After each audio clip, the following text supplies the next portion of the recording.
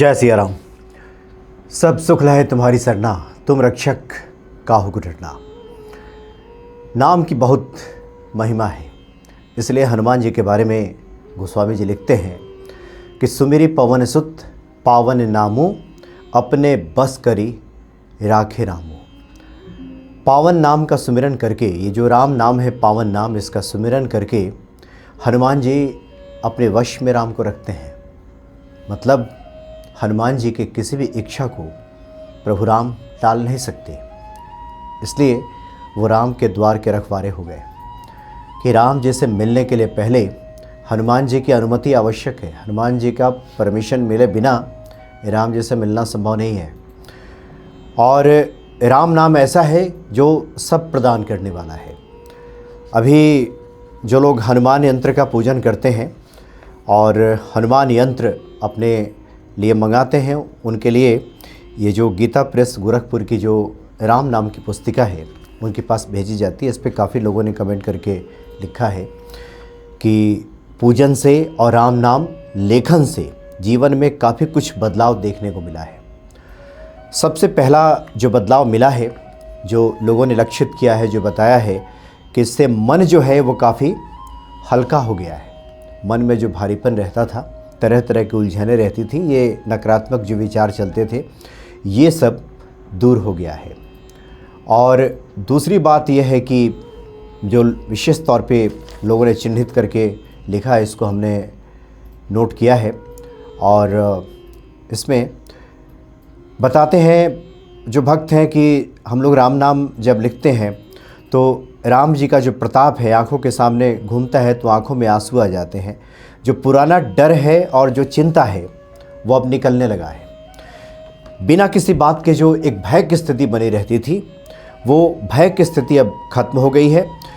काफ़ी कुछ बदलाव जीवन में देखने को मिल रहा है और बहुत सारी चीज़ें अनुकूल हो रही हैं। इससे संबंधित लोगों ने काफ़ी लिख करके भेजा है।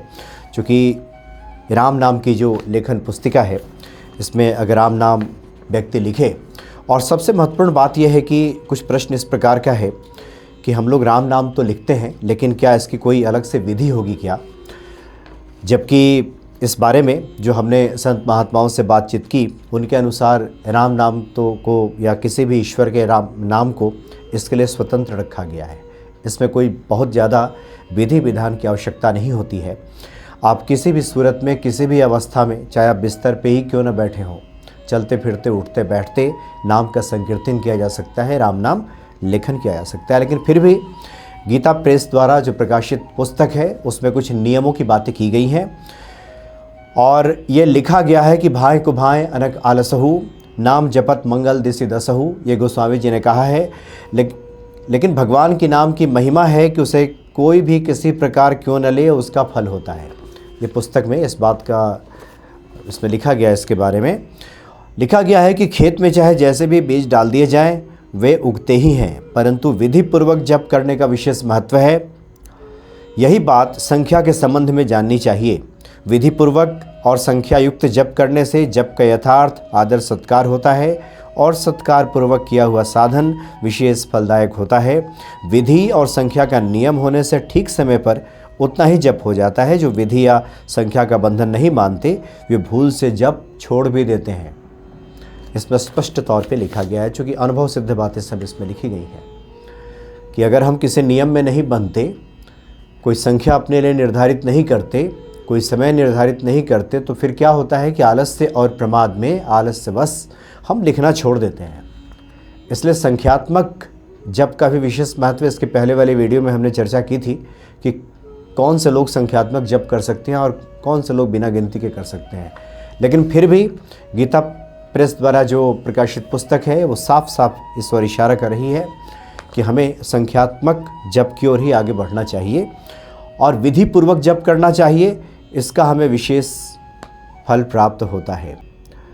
यहाँ तक गोस्वामी जी लिखते हैं कि अगर कोई जम्हाई लेते हुए भी, आलस प्रमाद में लोग जम्हाई लेते हैं और उस समय भी राम का नाम ले लेते हैं, उसका भी फल हमें प्राप्त हो जाता है।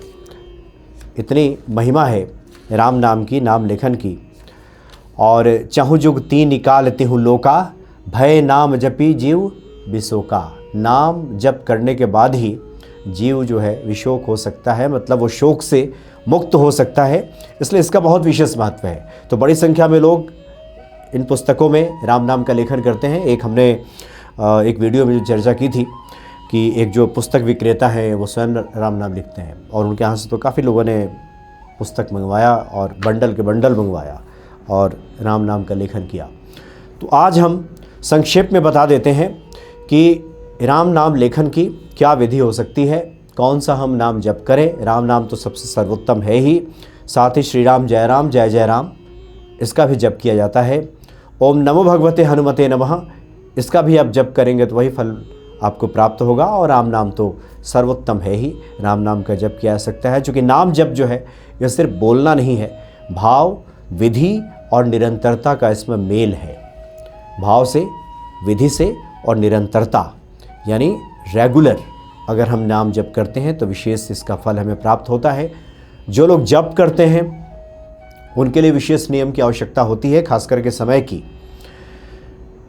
और ये जो हम आपको बात बता रहे हैं ये परंपरागत तरीके से जो चीज़ें चली आ रही हैं, चूँकि इसका कोई शास्त्रोक्त नियम नहीं है, इसको कोई बंधन में ही नहीं डाला गया है। जैसे वेदोक्त मंत्रों को बंधन में डाला गया है कि ये नियम होगा, ऐसे ऐसे नियम होगा, लेकिन राम नाम के जप को लेकर के कोई ऐसा नियम नहीं बताया गया। इसलिए परंपरा से जो बातें चली आ रही हैं, जो संत महात्मा परंपरागत तरीके से जपते आ रहे हैं और उनका फल जो प्राप्त हुआ है उसके बारे में हम बता रहे हैं आपको।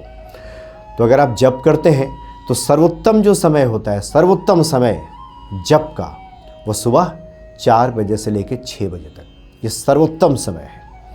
ये समय छूट जाए तब 8 बजे तक भी जप सकते हैं, लेकिन उसके बाद आप जपेंगे तो ठीक है, वो भी अच्छा है। भाव को भाव, गोस्वामी जी ने कह दिया है दिन भर जपें, वो अच्छा है। लेकिन किसी विशेष मनोकामना, किसी विशेष प्रयोजन के लिए आप जपना चाहते हैं तो अनुशासन में खुद को डालें और 4 से 6, और वो छूट जाता है तो 6 से 8, लेकिन 4 से 6 सर्वोत्तम है। और सुबह का अगर नहीं हो पाया तो फिर सर्वोत्तम जो समय होता है वो होता है संध्या काल का, गोधूली बेला। गोधूली बेला के बाद जब हम नाम जप करते हैं तो उसका बहुत विशेष महत्व होता है। और एक बेला, एक जो समय है जिसको हम रात्रि पूजन कहते हैं, 11 बजे के बाद, ये विशेष कार्य सिद्धि के लिए किया जाता है, विशेष प्रयोजन के लिए किया जाता है। ये तपस्या है कि जो लोग चाहते हैं कि नाम जप से अपने जीवन में हम कल्याण को प्राप्त हो, अपने लिए जो मनचाही चीज़ें हैं वो प्राप्त कर सकें, जीवन निर्वहन के लिए जो हमारे लिए आवश्यक चीज़ें हैं वो सब हमें मिल जाएं, प्राप्त हो जाएं, उसके लिए रात्रि 11 बजे के बाद आपको करना चाहिए। और पूर्व या उत्तर दिशा की तरफ मुख करके जप करना चाहिए। जप के बारे में हम बता रहे हैं, पूर्व या उत्तर दिशा की तरफ बैठ करके, मुख करके, अपना आपका जो मुंह है वो पूर्व की तरफ या फिर उत्तर की तरफ होना चाहिए।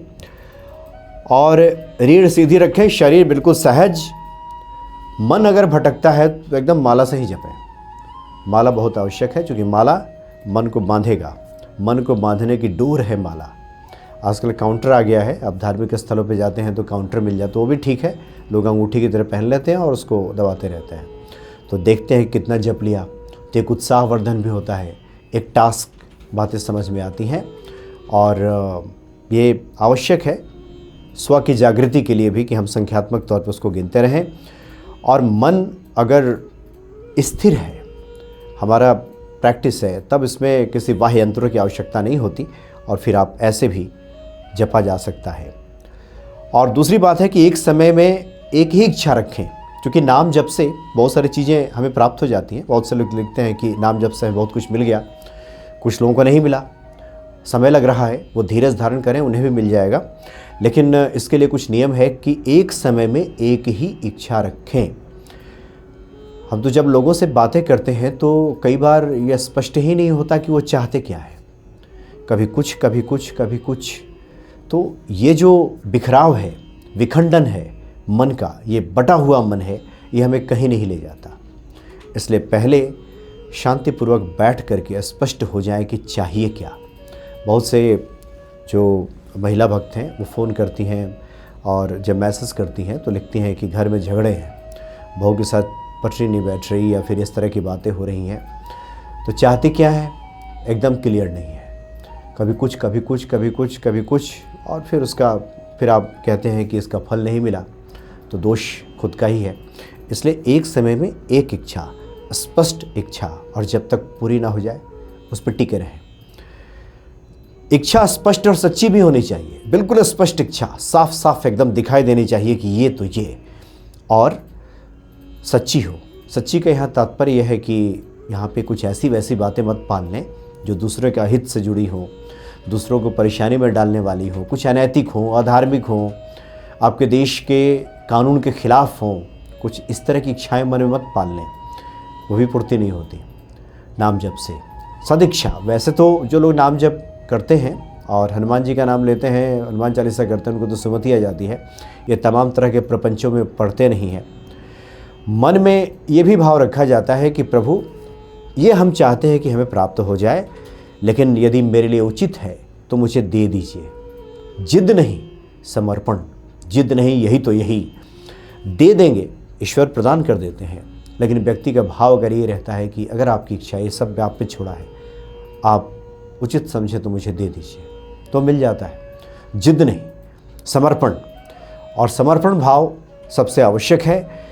जब के बाद कुछ काम और करना चाहिए, 1 मिनट मौन मन में कहना चाहिए कि प्रभु फल तो आपकी इच्छा पर है, हम कर्म में लगे हुए हैं और जितना बन पड़ा है, और इस कलयुग में, इस भागम भाग भरे जीवन में मन में इतनी स्थिरता आती कहाँ है। इसको आवाहनम न जनामि न जनामि विसर्जनम पूजांश्चैव न जनामि क्षम्यताम परमेश्वरः। न आवाहन आता है, न विसर्जन आता है, न हमें पुकारना आता है, न रोना आता है, न मंत्र पढ़ने आता है, कुछ भी नहीं आता है। भाव ये रहना चाहिए। ऐसा नहीं कि 35 साल से हम साधना कर रहे हैं, हमने तो इतने पाठ कर लिए, हमने तो इतने नाम जप कर लिया, ये नहीं। तो उसके बाद फिर आपको निश्चित ही प्राप्त हो जाता है, नाम जप का फल प्राप्त हो जाता है। और इसके कुछ संकेत भी होते हैं जो हम अगली वीडियो में बात करेंगे कि आपको कैसे पता चलेगा कि क्या संकेत मिल रहा है। जैसे बताते हैं लोग कि ये जो पूजा पाठ है ये सब वैज्ञानिक है, तो वैज्ञानिक है तो उसका कुछ संकेत होगा, उसका कुछ नियम होगा, कुछ चीज़ें हमें पता चलनी चाहिए।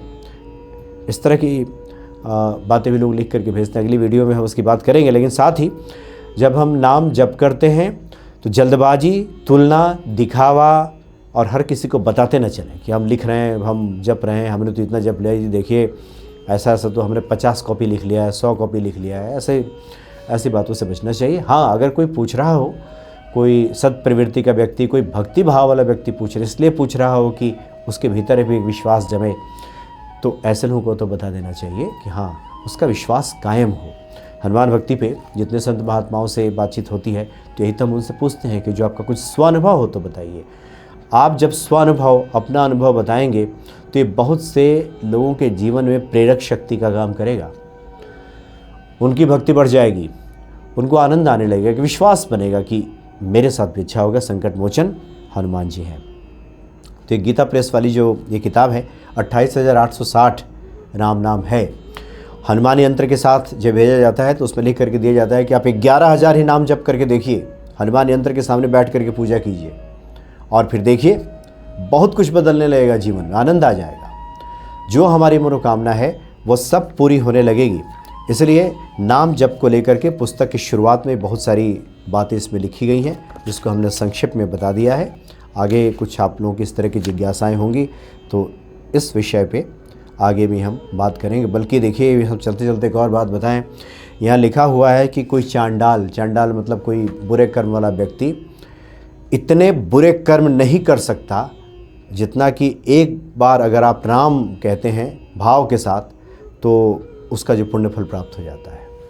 मतलब उसकी कोई कितना भी अगर बुरे कर्म करता रहे, कर दिया हो, और एक बार जब वो नाम जप में उतरता है तो ये सब धीरे धीरे वो ख़त्म होने लगता है। बहुत अच्छी बातें इसमें लिखी गई हैं। तो इस भाव से नाम जप उसमें करें। और जो लेखन करने वाले लोग हैं उनके लिए भी लगभग यही विधि है। हाँ, लेखन के लिए है कि चूँकि हमारी जो इंद्रियां हैं वो एक साथ केंद्रित हो जाती हैं, तो सुबह शाम के अलावा लिखा कभी भी जा सकता है। उसके लिए अधिकांश लोगों का ये मत है कि कभी भी आप लिखिए, उसमें आपको स्थिर। लेकिन जपने के समय सुबह और संध्या और विशेष परिस्थिति में रात्रि 11 बजे के बाद ये विशेष फल हमें प्रदान करता है। जय सिया राम।